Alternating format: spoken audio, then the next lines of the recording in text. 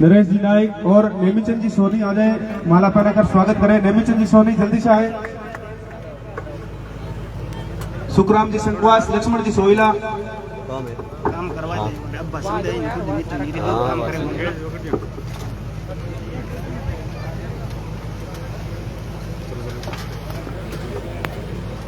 ओ hello अरे भाई ऊपर बना दे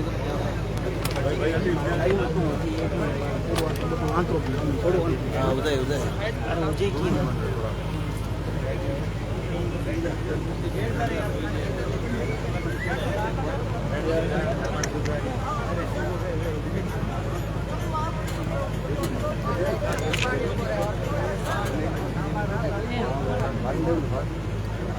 सामने देखो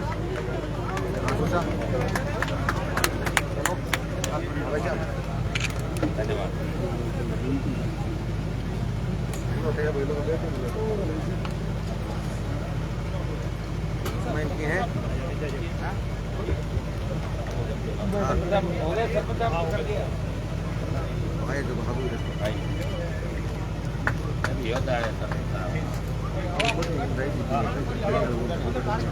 जंग लड़कों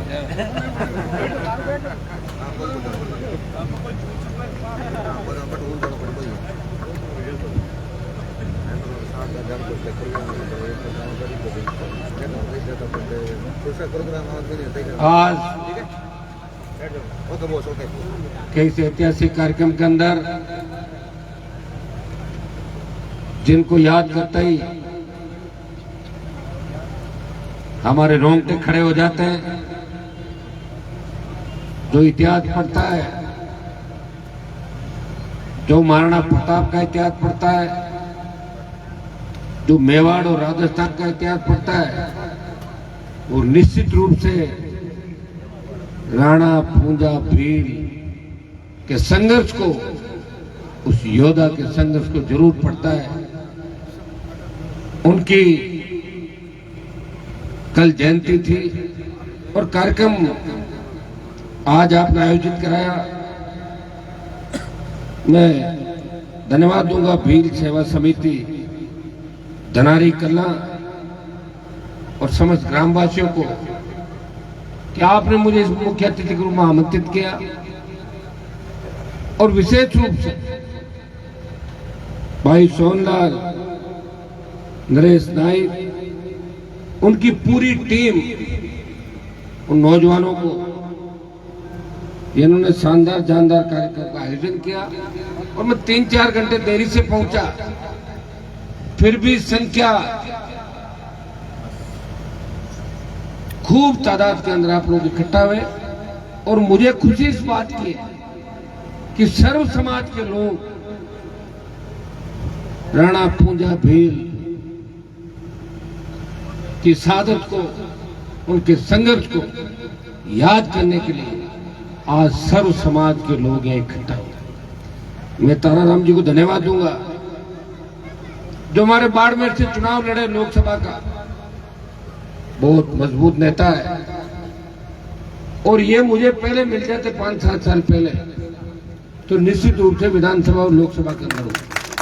दुर्भाग्य से हमारा मिलन नहीं हुआ और वैसे ज्यादातर जिनसे मिलन हुआ वो छोड़ छोड़ के भाग गए। मुझे ये आदत पड़ गई लोगों की, लेकिन ये नहीं चाहते, ये समझदार है, बात को समझते हैं, उनको नॉलेज है इतिहास के बारे में। मैंने देखा लोगों को बैठे हुए, कई लोग 5 बार विधायक सांसद बने, उनको पता ही नहीं कि लड़ाई कब नींद लेते सोते रहते हैं। तो मैं इनको इतना ही आश्वस्त करता हूँ ताराराम जी को, आगे हम लड़ाई मिलकर लड़ेंगे, हमें लड़ाई लड़नी है राजस्थान की सड़कों पर, देश के सिस्टम के खिलाफ। और एक मैं आपको आश्वस्त करना चाहूंगा कि पवित्र दिन जो हमारे लिए, मैं मेवाड़ के अंदर वल्लभनगर के चुनाव में गया था, जिस तरह मैंने वहां के पहाड़ देखे, जिस तरह बच्चों की वहां जीवन शैली, भील समाज के 10 कार्यक्रम के अंदर में गया था और एक तो मैंने नृत्य भी मैं भी शामिल हुआ था कि वीडियो वायरल हुआ था, आपने देखा भील समाज ने बहुत बड़ा कार्यक्रम किया था,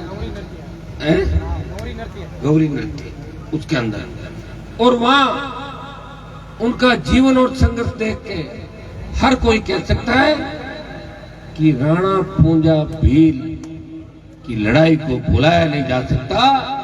हिंदुस्तान की राजनीति के अंदर उस व्यक्ति को जो स्थान मिलना चाहिए वो स्थान और सम्मान आज तक नहीं मिला। मैं आपको विश्वास दिलाता हूं कि आने वाले समय के अंदर पार्लियामेंट के अंदर भी राणा पूंजा भील की आवाज गूंजेगी। राणा पूंजा भील के सादत की गूंज आपको लोकसभा के अंदर सुनाई देगी। और मैं दिल्ली की सरकार से मांग करूंगा कि जिस तरह का सम्मान हल्दी घाटी के युद्ध के अंदर महाराणा प्रताप को मिला, वही सम्मान राणा पूंजा भील को मिलना चाहिए। ये मैं आवाज उठाऊंगा।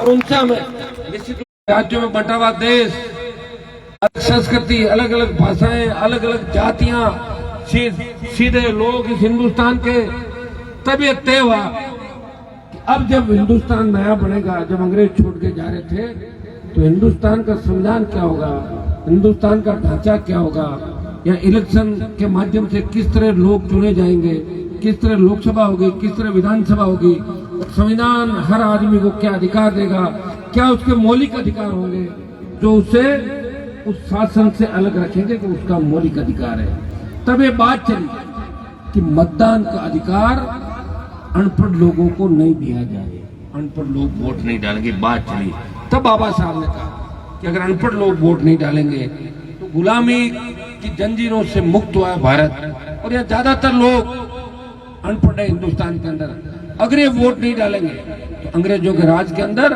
और चुनी व्यवस्था के राज के अंदर कोई अंतर नहीं होगा। और बाबा साहब के वीटो के बाद ही अनपढ़ व्यक्तियों को वोट का अधिकार मिला। ये ताराराम जी ने बात सही कही कि हम पोलिंग बूथ पे जाकर जो वोट से अपना नेता चुनते हैं उसमें डॉक्टर भीमराव अंबेडकर का सबसे बड़ा योगदान था। इसलिए देश की प्रत्येक जाति, देश का प्रत्येक नेता उन्हें श्रद्धा सुमन अर्पित करता है, उन्हें श्रद्धांजलि अर्पित करता है और उनके जयकारे लगाता है। बाबा साहब किसी जाति के नेता नहीं है। बाबा साहब हिंदुस्तान के अंदर संविधान, नया संविधान लाने वाले वो नेता थे जिन्होंने आपको वोट का अधिकार दिया। और अगर वोट का अधिकार नहीं होता तो मैं तो मेरा ही बता दूं और पुराने बता दूं कि हम यहाँ नहीं होते। वोट नहीं लगता क्या फिरता बताओ, वोटों के लिए तो सारे घूम रहे हैं यहाँ पे। वोट नहीं हो, वोट का अधिकार नहीं होता तो भजन लाल नहीं होता, तो दूजा ही बैठता फिर सीएम कुर्सी मारता। भाई वोट का अधिकार नहीं तो भजन लाल को सीएम बना तो बेचारा था ना। अगर वोट का अधिकार नहीं होता तो हमारे लोग SC ST OBC के लोग हाई कोर्ट के जज नहीं होते, DG नहीं होते, सेना के अंदर जनरल नहीं होते, और इस तरह जो उड़ान भर रहे हैं वो नहीं बढ़ते।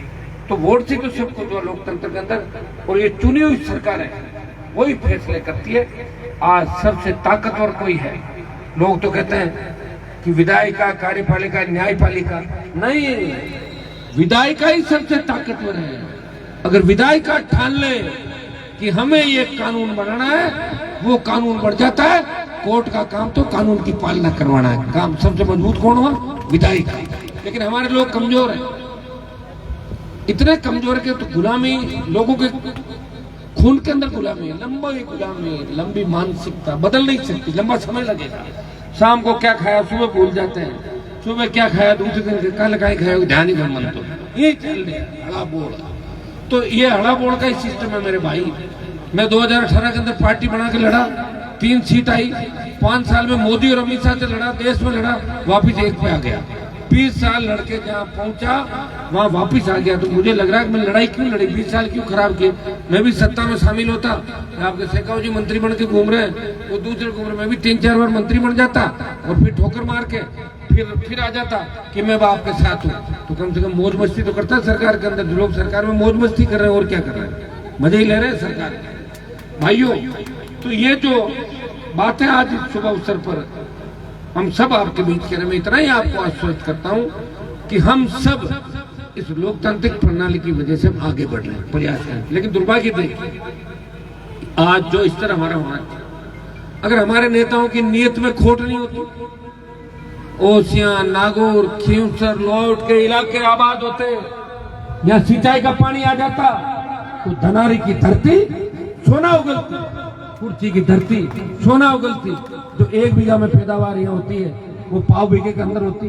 और आपको बिजली के संकट से नहीं जूझना पड़ता। वो कब होता? जब 60 साल पहले होता। और 60 साल पहले हमारे बच्चे पढ़ने के लिए इंग्लैंड, अमेरिका और जर्मनी जाते। दुर्भाग्य से हमारे नेताओं ने एक ही काम किया, आपको पास में नहीं आने दिया, डराया आपको।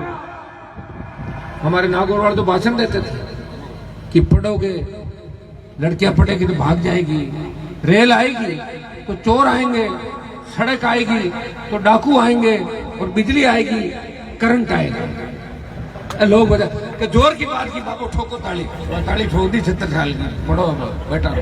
तो एक दिन में मैं क्या कर सकता हूँ? मैं तो आपको जगा ही रहा हूँ। मैं तो जब से आया हूँ तब आपका सम्मान नागौर का ही नहीं, पूरे राजस्थान का। जब मैं दिल्ली गया लोकसभा के अंदर तो मैंने दूसरे सांसदों को देखा, मैंने पूरे देश को देखा। मैंने कहा यहाँ तो मेरा तो पता ही नहीं लगेगा, यहाँ तो बड़े बड़े धुरंधर इस लोकसभा के अंदर, कोई मुख्यमंत्री है, पूर्व मुख्यमंत्री, कोई पूर्व गवर्नर, कोई केंद्रीय मंत्री। मैंने कहा कैसे मैं मेरी पहचान बनाऊंगा? लेकिन मैं तेजा जी का भक्त हूँ। मैंने कहा मैं लड़ाई लड़ूंगा। पहले ही दिन से मैंने तय कर लिया कि मैं हिंदुस्तान के पीड़ित शोषित तबके की लड़ाई लड़ूंगा। और जब कृषि बिल आए तो देश के किसान को आवश्यकता पड़ी, तो हरियाणा, उत्तर प्रदेश और दिल्ली के मेरे समाज के लोगों ने सादत नहीं दी। उन्होंने मोदी की सत्ता को नहीं छोड़ा। मोदी की सत्ता को ठोकर मार के देश का कोई किसान का बेटा अगर सड़क पाया, नागौर का सांसद था जिसने मोदी की सत्ता को ठोकर मारी और आपके लिए बड़ी लड़ाई लड़ी। जब सेना को ठेके पे दिया तब लड़ने वाला कोई मजबूत आपका भाई सड़क पाया, जिसने जोधपुर में 2 लाख जवानों की रैली करके मोदी अमित शाह को चेतावनी दी, आ रहे दिल्ली की तरफ, तैयार हो जाओ। हनुमान बेनीवाल था जिन्हें छोटे भाइयों की लड़ाई लड़ी। जब देश की पहलवान बेटियों को जिस तरह उनके साथ अत्याचार अन्याय हुआ, वो जब जंतर मंतर में बैठी थी न्याय के लिए, उस समय देश का पहला कोई सांसद उन बेटियों को बचाने के लिए गया, उनको न्याय दिलाने के लिए गया। वो नागौर का सांसद आपका भाई था, उन पहलवान बेटियों को न्याय दिलाने के लिए सबसे पहले सड़क पर गया। जब राजस्थान के अंदर दलितों पर अत्याचार हुए, देश के अंदर, उत्तर प्रदेश के अंदर दलित भाइयों पर अत्याचार हुए, अगर लोकसभा के अंदर उस बात को मजबूती से उठाया, आपके भाई ने उठाया। आपके भाई ने लोकसभा के अंदर ये कहा कि राजस्थान वो प्रांत है जहाँ जाट, मुस्लिम, मीणा, मेघवाल, गुजर, इनकी आबादी अगर जोड़े तो इनकी आबादी होती है 70%। लेकिन हाईकोर्ट का जज नहीं हमारा। ये बात उठाने के लिए बहुत बड़ा कलेजा चाहिए लोकसभा के अंदर। हनुमान बेनीवाल ने बार बार, तो परिणाम ये हुआ, मीणा भी हाईकोर्ट के जज बने और मुस्लिम भी हाईकोर्ट के जज बने। बाकी अब धीरे धीरे समय के साथ बढ़ जाएंगे। सारी चीजें मेरे हाथ में नहीं है, मेरे हाथ में मैं खुद हूँ। और आप जो कहते हो वही कूद पड़ता हूँ, हर जगह आप देखते हो। अभी 2-3 दिन पहले नहीं देखा बीकानेर के अंदर जब मामला बिगड़ गया था, मैं गया था, मैंने भजन लाल सरकार को चेतावनी दी, सोमवार तक अगर ठीक नहीं किया ईंट से ईंट बजा दूंगा। दूसरे दिन सारा काम हो गया, हुआ कि नहीं हुआ? तो हर कौम के अंदर मजबूत नेता चाहिए हमें। एक मैं अकेला कुछ नहीं कर पाऊंगा, मैं अकेला सांसद हूँ। परिणाम ये हुआ कि वो भी लोकसभा के अंदर आ गए, मेरे साथ आए कि नहीं आए, हम दोनों आ गए। अलायंस हुआ। कांग्रेस वाले इस बात को नहीं मानते, वो तो कह रहे हमारी लहर चली थी कांग्रेस की। लेकिन कांग्रेस अगर मेरे से अलायंस नहीं करती तो कांग्रेस 0 पे रहती। कांग्रेस को फायदा ज्यादा हुआ और थोड़ा फायदा मुझे भी हुआ, 2.5 लाख वोटों का, 3 लाख। लेकिन कांग्रेस को 20-25 लाख का फायदा हुआ। तो ऐसे हमारे भाई लोकसभा के अंदर हम आ गए। मैं आपको विश्वास दिलाता हूँ कि दलितों के खिलाफ जहां भी देश के अंदर अत्याचार अन्याय हो रहा है, पहली बात हम यहाँ जहां भी जाते हैं एक ही बात कहते हैं कि जब तक दलित करो, पिछड़े, सोच, ये काम कौन करेगा? हम लोग करेंगे, अलग अलग समाजों के लोग करेंगे। मैं जाट राजपूतों के अंदर कई बार बीच में बड़े गाँव में जाता हूँ, उनको भी कहता हूँ कि तुम यार कम से कम समझदार समाज हो, तुम तो ध्यान रखो, तुम ऐसा कोई करते काम मत करो जिससे लोग हमारे पे उंगली उठाए कि आप वो समाज चाहते हो, उन्होंने ये अत्याचार अन्याय किया। ये मूर्तियां तोड़ने की जो घटनाएं बार बार होती है, कभी नहीं होनी चाहिए। लोक देवता, जो संविधान जिन्होंने हमें दिया, जो योद्धा थे, मजबूत थे, जिन्होंने अपनी कलम के दम पे, लेखनी के दम पे आपको आगे बढ़ाया, जहां भी मूर्तियां जिनकी लगी है, सरकार ने जिनकी मूर्तियां लगाई। एक बात ताराराम जी ने अच्छी बात कही, आजकल एक फैशन हो गया कि जबरदस्ती मूर्ति लगा दो रात को और फिर भजन चालू कर दो और सुबह कहते पुलिस आ गई, गोचर। थोड़ा ध्यान रखो, सम्मान जब भी होगा जब मूर्ति को सिस्टमेटिक ढंग से हम लगाएंगे। सरकार से परमिशन लो, मूर्ति लगाओ, इसमें 2 पैसे एमएलए एमपी भी हम भी खर्च कर सकें उसके सौंदर्यीकरण के लिए। अब जो मूर्ति तो माडा लगाए दो, पर तोड़ने वाले पुलिस आवे तोड़ने वास्ते थे माने करो फोन नींद उड़ाओ, आओ आओ आओ तोड़े तोड़े। कई बार तो ले जाओ मूर्तियां, कई मूर्तियां थाना में पड़ी है, जेल में छूटी को नहीं बता रही हूँ। बहुत प्रयास करते हैं, हम भी कहते हैं रुक जाओ भाई, लग गई तो रहने दो, बहुत सी लगी देश के अंदर, ये कह के पीछा छुड़ाते हैं। तो मैं आपको संदेश ये भी दूंगा, देखो मैं गलत दिशा में आपको, मैं 2-3 मामलों में आपको जरूर कहता हूँ, बिजली आपकी है, पत्थर आपके खुद के खेत में, पड़ोस के मत खोदना जाके। और लेकिन ये मूर्तियां लगाओ तो ऐसा काम आप नहीं करें जहां 2 समाजों में झगड़ा हो जाए। जमीन किसी की, कॉलोनी किसी की, और जाके लगा दो किसी की, वहां दो समाज आमने सामने हो जाएंगे।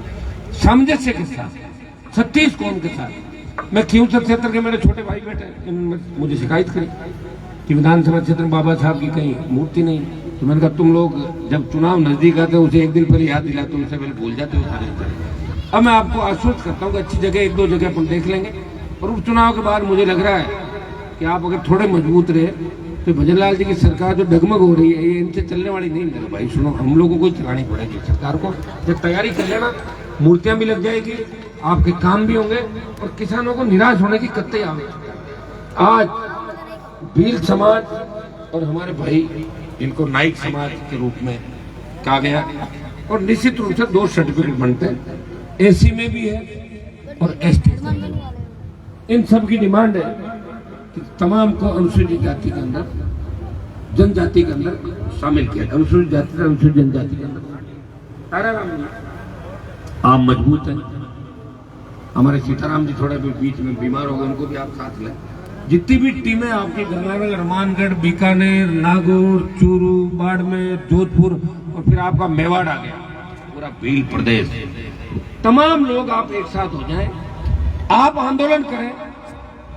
मेरा समाज और 36 कौम आपके साथ खड़े मिलेंगे, आपको न्याय दिलाएंगे, आपकी जो मांग होगी उस मांग को पूरा करेंगे। और लोकसभा का इस बार जब सत्र होगा, मैं कागज लेके जा रहा हूँ सारे, मैं इनको अच्छी तरह पढ़ भी लूंगा एक बार कागजों को, तो बहुत अच्छे तरीके से हर चीज इसके अंदर लिखी है। और इस चीज के हिसाब से तो 100% आप जो बात कह रहे हो वो सही है, और आपकी मांग वाजिब है। तो मैं पार्लियामेंट के अंदर ये मामला उठाऊंगा।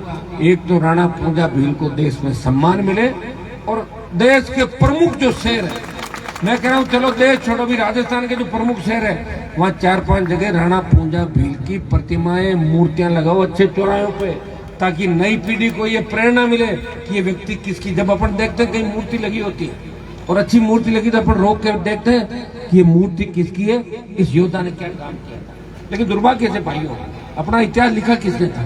मुझे तो लग रहा है कि अपने जो लोक देवता थे वो भी लोग चुरा के ले गए, कई तो अपने थे, दूसरे लोग हमारे थे तो हमारे, कह दिए हमारे, कह दिए अब कौन है लिखने वाले, लिख दिए, पढ़ गए, पाठ चल गए अच्छी तरह। अगर मामला अब धीरे धीरे समझ आ रही है आप लोगों की, तो धीरे धीरे समझ आएगी, तो निश्चित रूप से हम हमारे लोक देवताओं को बचा लेंगे, हमारे योद्धाओं को भी बचा लेंगे, और गलती से कोई इधर उधर हो गए उनको भी वापस लेके आ जाएंगे अपनी तरफ। आप चिंता नहीं करें। जब भी भूल सुधार, ये पुलिस वाले खड़े जांच करते हैं ना, मान लो 3 जांच होगी, चौथी जांच और करके 3 गला, चौथी में जो करके कोर्ट में पेश कर दी वही मानी जाती है। 3 गई, 3 में एफआईआर, चौथी में चालान, 3 में चालान और चौथी में एफआईआर, तो लास्ट जो होता है वही होता है। अब लास्ट जो हो जाएगा वो ठीक होगा, और आप लोग करोगे निश्चित रूप से।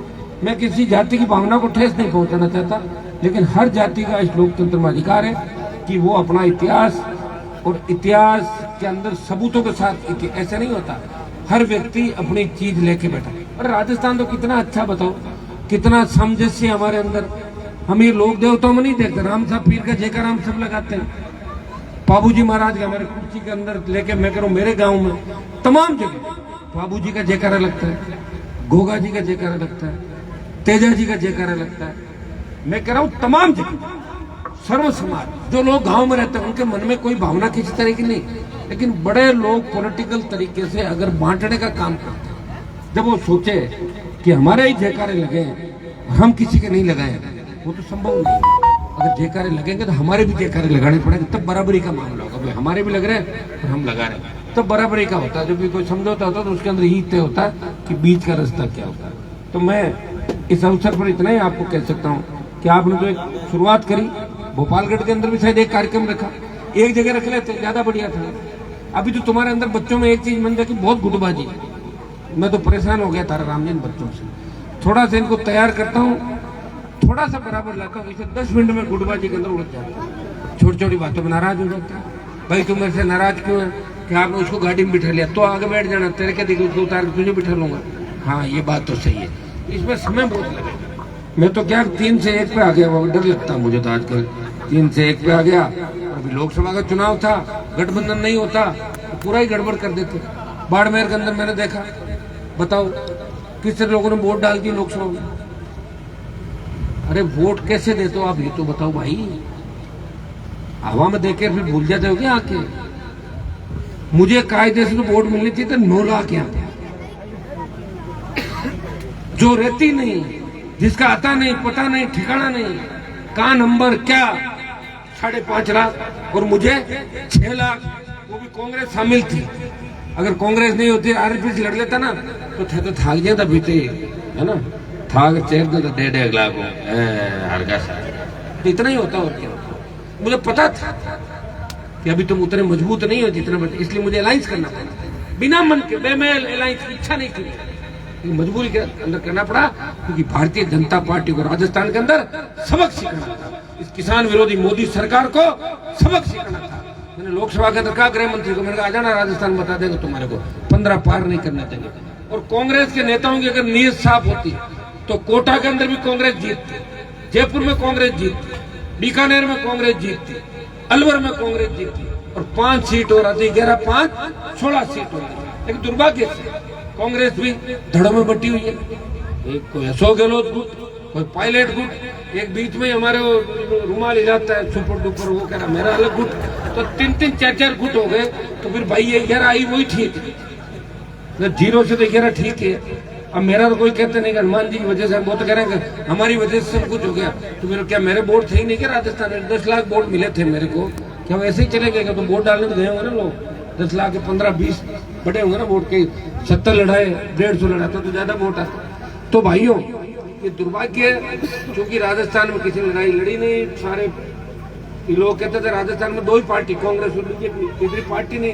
तो हमने पार्टी बनाई, आरएलपी पहली राजस्थान की पार्टी है जो किसान के बेटों के संघर्ष, किसानों के संघर्ष से बनी है। उसमें दलित भाइयों का भी बहुत बड़ा योगदान था। मेरी पार्टी में ज्यादातर नेता, प्रदेश अध्यक्ष से लेकर देखोगे तो मेघवाल समाज, नाइक समाज, भील समाज, तमाम समाजों को प्रतिनिधित्व दिया। और मेरे से प्रेरणा लेके सेकंड पार्टी जो बनी, जो मान्यता सेकंड नंबर है, भारतीय आदिवासी पार्टी, जो राजस्थान का दूसरा मान्यता प्राप्त है, वो मेरा छोटा भाई राजकुमार। तो हम 2 जने देखो, 2 बैठते हैं। आप देखते हो लोकसभा के अंदर मैं बोलता हूँ, उसके बाद राजकुमार बोलता है, आगे पीछे बोलते हैं, फिर चंद्रशेखर, तीनों लगभग आसपास। हमारी छोटी पार्टी है 1 नंबर की, अब पता नहीं बड़ी तो कब बनेगी, लेकिन जहाँ है मौका लगता है हम पूरा टाइम देते हैं, प्रयास करते हैं, और आपकी एक एक चीज के लिए लड़ाई लड़ते हैं। और जो घर पे आ जाता है ना, वो खाली हाथ नहीं आता। उसको मैं ये नहीं कहता कि मेरी सरकार नहीं है, अगली बार आना। मैं कहता हूँ तेरा काम बताओ, किस एसपी को फोन लगाना है, किस आईजी, किस कलेक्टर को लगाना है, डीजी को लगाना, लगा फोन, अभी करता हूँ तेरा काम। मुझे दे, बनाता हूँ सड़क, बनाता हूँ स्कूल, सही करता हूँ, सब बिजली की लाइन जा रही, हटाता हूँ लाइन। प्रत्येक व्यक्ति ये काम साहब हो ही नहीं सकता, तो इधर उधर किसी भामा साहब कहता हूँ मैं कराऊंगा भाई तेरा काम, मैंने प्रॉमिस किया है। तो मुझे खुशी है कि मुझे खींवसर कॉन्स्टिट्यूंसी से 2008 में नेतृत्व का मौका मिला। ये तो खींवसर शुरू हो गया, आपसे 1 किलोमीटर से बैठा ना कुर्सी, कितना 1.5 किलोमीटर बाद ये रोड जो बन रही वही बन रही है क्या? बिल्लो का तो कह दिया मैंने आज, मैंने रोड को बहुत अच्छा धनारी गांव के अंदर तक बनाओ, अच्छा जो बॉर्डर अपना आ गया ना धनारी से हमारा बिल्लो का खटोड़ तक शानदार सड़क बने। जो भी धोरे थे बीच में, मैंने कहा सड़क के बीच में घोड़ा यहाँ धोरे हटा के अच्छी रोड बने। कुर्ती से आपकी फिर नागड़ी हो तो ये भी डबल रोड बनेगी। तमाम डाणियों में मैंने कोशिश की, बिजली नहीं थी। ये बैठे हैं कुर्सी के लोग, 8 के अंदर जब आया था पूरा कांग्रेस का इलाका था, इन्होंने कहा आप पे भरोसा करके वोट दे रहे हैं बीजेपी के फूल को। मैं बीजेपी से बता रहा हूँ, वोट दे दिया और ज्यादा दिन एडजस्टमेंट बैठा नहीं, झगड़ा हो गया और उसके बाद ये मेरे साथ हो गए।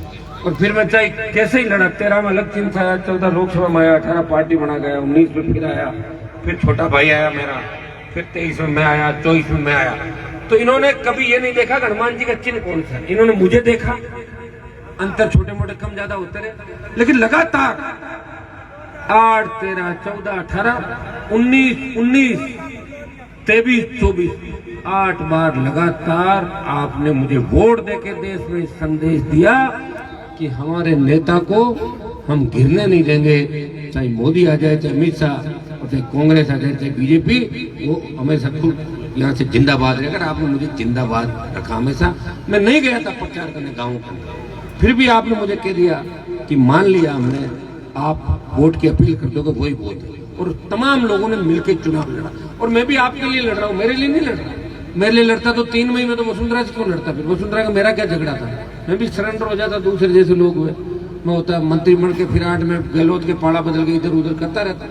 तो भाइयों, आपके जोधपुर के कई नेता कहते हैं कि हमारी गहलोत साहब से लड़ाई है। तुम्हारी लड़ाई नहीं है। तुमने तो गहलोत साहब के लिए भी वोट मांगे और उसके बेटे के ठुमके लगा लगा के वोट मांगे। उसके बेटे को भी हरा के अगर पूरा बदला लिया 70 साल का, हनुमान बेनीवाल ने हराया था कि नहीं हराया? याद है आप लोगों को चुनाव 19 का? इसलिए जो लड़ाइयां सारी है वो तो मैंने ही लड़ी है, ये सही बात है। और नेताओं को भी जो डांस करना सिखाया, नेता ठुमका मारेगा ना, आजकल हर कोई करता है दमते दमते। अब कहीं मिठाई को नाच लो कटे, अरे जगह सही नहीं, वहां मत नाच, बटी शुरू हो जाओ नाचना। अगर गढ़ किलो के सामने तुम मत नाचो, क्यों बेइज्जती करा रहे हो? बटी ठुमका गढ़ किलो के सामने नाचे, जोरो जोरो लोग मजा उड़ा के वो जोरदार ना नाचो। क्यों नाचने को पहले काम रही हो, याद आ जाए तो बेचारा पे गलत कोने आप भी जाएगा तो सही है। तो नाच रहा आपको बताए दे भाई, मैं ऐसा यहाँ हालता है, ऐसा ही बढ़िया, बटे बढ़िया हाजी सही। लेकिन एक तरफ हनुमान बेनीवाल है जो लड़ाई लड़के बता रहा है। उसने कहा कि राजा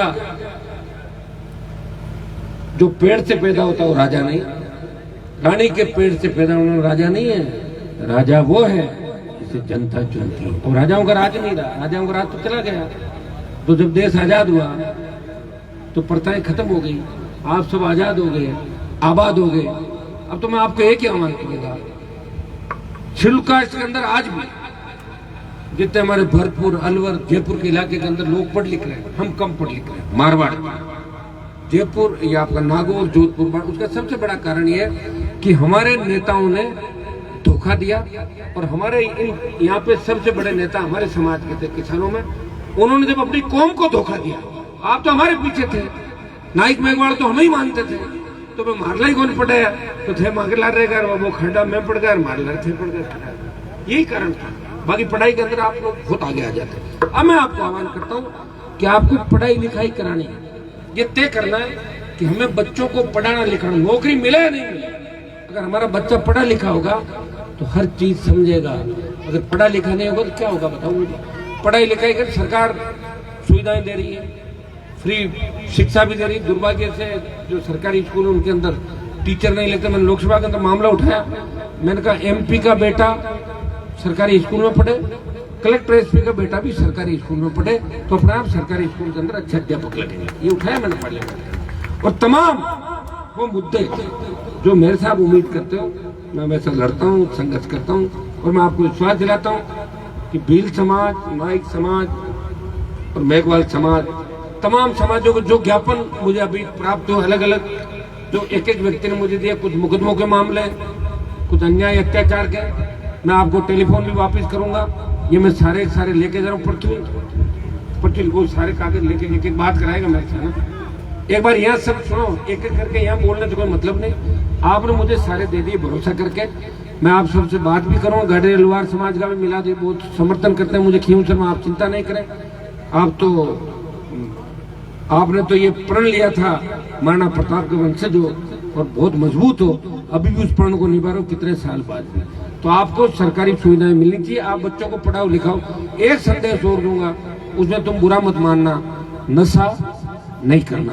हमारे एक जगह मैं भाषण दे रहा था तो उसमें नशा करने वाले ज्यादा थे कि मैं तो थाने बोर्ड देवा और मैं तो आधा हूँ ज्यादा नशो करा। मैं कहता यार मत दीजिए, छोड़ो। मैं और तो आई हुई इलाज हमारे भाई तो थोड़े क्या नशो करो, तो मैं ही नहीं करता, खुद चाय पीता हूँ।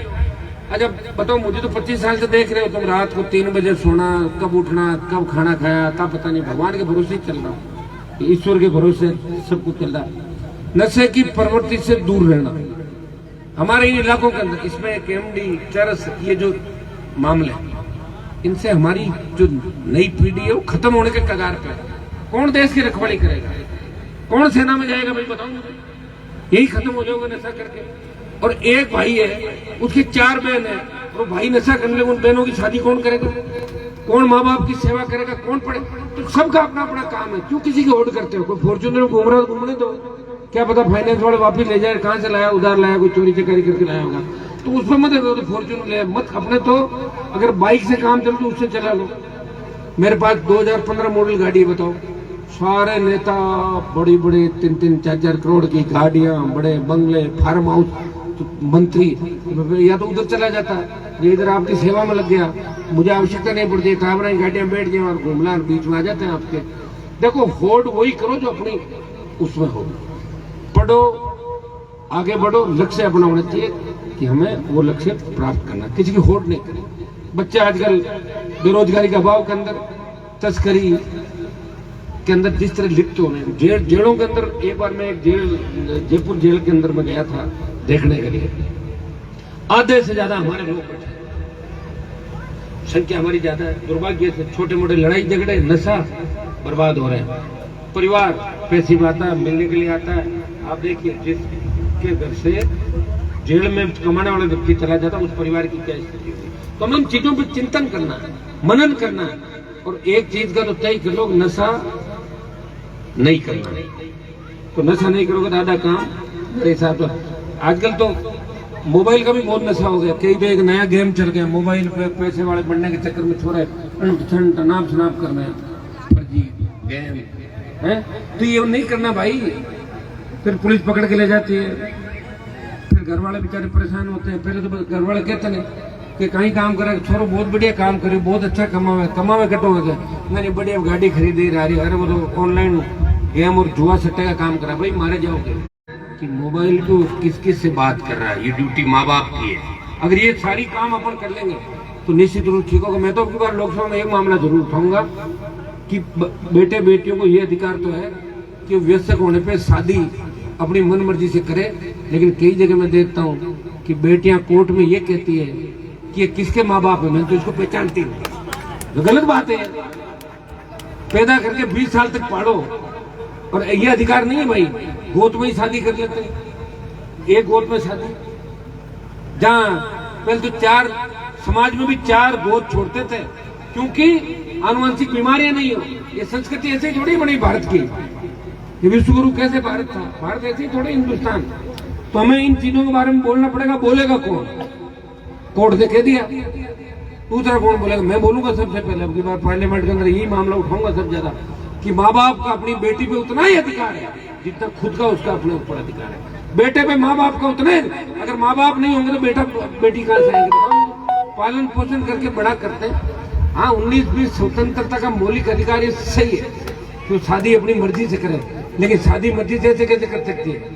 अपना धर्म अलग है, व्यवस्थाएं अलग अलग, धर्मों में अलग अलग नियम है, अलग अलग उनके धर्मों के कानून बने हुए। तो इन चीजों पे भी विचार होना चाहिए। कौन करेगा? समाज सुधार वाले हमें कह दोगे, हम चुप होकर बैठ जाएंगे, कह दिया कोर्ट ने ये कह दिया। अरे भैया, कोर्ट ने अगर कह दिया तो कोर्ट का भी कानून बदल के नया कानून बन सकता है। देश की पार्लियामेंट के अंदर बहुत से कानून कोर्ट के कहने के बाद भी बदले, लेकिन कोर्ट से अगर कोई बना है वो है विधायिका, वो है लोकसभा, जो न्यायालय से भी बड़ी है और विधायिका भी सबसे बड़ी है। आपको पता है इंदिरा गांधी ने इमरजेंसी लगा दी थी, याद है आप लोगों को? कहाँ गए थे कोर्ट कचहरी उस समय? सोई गए कोर्ट। अरे आपको याद होगा, जबरन खेतों में पटक पटक के नसबंदियां करती थी लोगों की उस समय। ताराराम जी, इमरजेंसी का जो खेल था, तब कोर्ट कहाँ गए थे? हिंदुस्तान का जवान पूछना चाहता है, उस समय न्यायालय कहाँ गए थे जब इंदिरा गांधी जी ने इमरजेंसी लगाई? और आज भी जब मोदी और अमित शाह ने अघोषित इमरजेंसी लगा रखी है, कोई भी बोलता है उसके घर पे ईडी सीबीआई भेजते हैं, उसके फोन टेप करते हैं, उनको झूठे मुकदमे में फंसा के और सजा करवा देते हैं, उनकी पॉलिटिकल डेथ करवा देते हैं। कहाँ है कानून? इसलिए हमें सोचना होगा और मजबूत लोगों को वोट के माध्यम से जिंदा रखना होगा। इसलिए ध्यान रखो, आप सब कुछ नहीं मांगते, जब वोट मांगने आए तो याद रखो कि वोट किसको देना है। ये 70 साल से जब पार्टियां आपको पागल बना रही है, तो अगर पार्टियों से कुछ लेना हो तो काम ले लो और वोट सही जगह पे डालो। ये काम करोगे तभी जिंदा व्यक्ति आपके भी लड़ने वाले रहेंगे देश के अंदर, बाकी जिंदा बचे नहीं लोग। और जितने बड़े लोग देख रहे हो ना, बड़े बड़े घराने, बड़े बड़े लोग, वो तो सरेंडर हो गए पहले से, वो तो हो गए सरेंडर। उनकी हालत क्या है वो आप सब जानते हैं। उनकी तो अब पिक्चरें धीरे धीरे बाहर आ रही है, आप देख रहे हो रोज कहीं न कहीं, है। कभी कोई आइसक्रीम खाते हुए जा रही, कभी आइसक्रीम चाटते हुए, कभी कोई और अलग अलग जगह से निकल रहे हैं। सारी चीजें भाई आप सबको ध्यान रखनी है।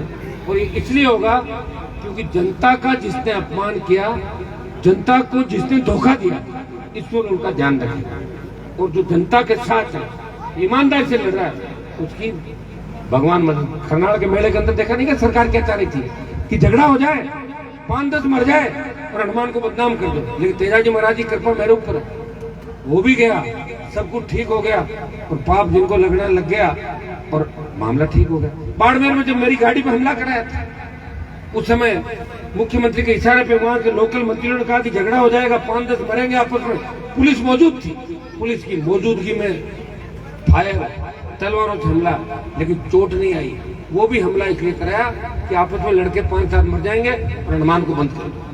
लेकिन हनुमान पे तेजाजी महाराज की कृपा है, तमाम शेड्यूल कास्ट के भाइयों का आशीर्वाद है, दुआ है कि हनुमान मजबूत रहना चाहिए। इसलिए झगड़े और ये बदमाश जितने राजस्थान के अंदर मैंने सब देख लिया, और जिसके पीछे पड़ा उसको ठीक किया, जिन नेताओं के पीछे पड़ा उनको दिन में तारे दिखाए, वसुंधरा को राजनीति भुला दी, और कई जो लोग थे इधर उधर भाग गए। ये तो भजन मंडली है, ये भजन मंडली तो 1 महीने 1.5 महीने बाद उपचुनाव तक है, उसके बाद नजर ही नहीं आएगी आपकी। ये मैं आपको विश्वास दिलाता हूँ। हम सब मिलके नए राजस्थान का निर्माण करेंगे।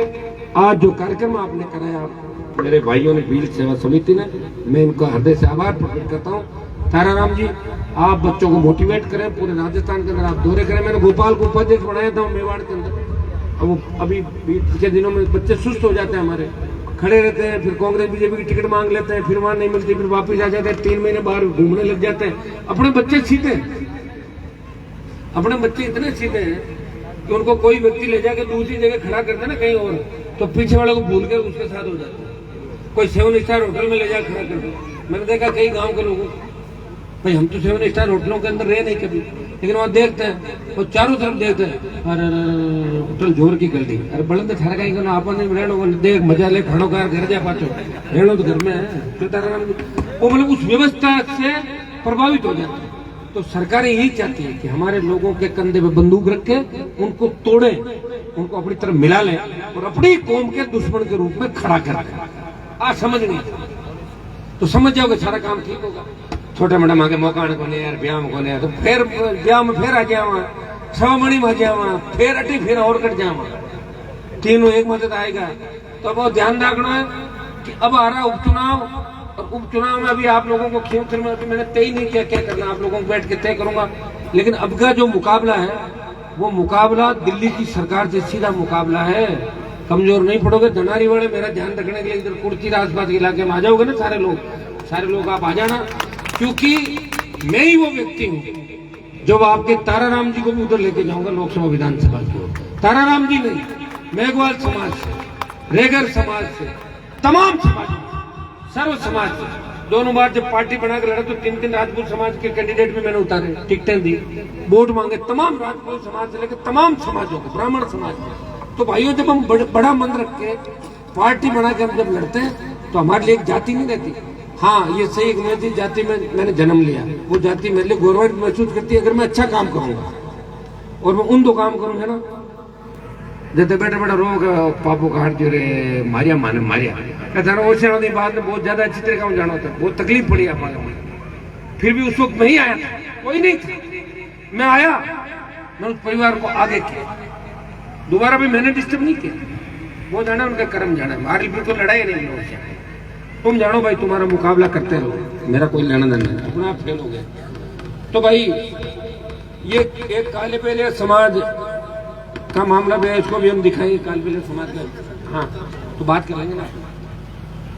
तो मैं आप सबको आश्वस्त करता हूँ, मेरे सोहन और पूरी टीम को बधाई, और भोपालगढ़ के अंदर जो हमारे कार्यक्रम करे भाई उनको भी बधाई। लेकिन एक आध जगह कार्यक्रम रखते तो और बढ़िया, वैसे तो ये कार्यक्रम बहुत बड़ा दे कि बहुत बड़ी संख्या के अंदर सर्व समाज के लोग हैं। इसका मतलब राणा पूंजा भील आपके जरूर है, लेकिन वो हम सब के हैं। इसी भावना के साथ हमें राजस्थान को आगे बढ़ाना।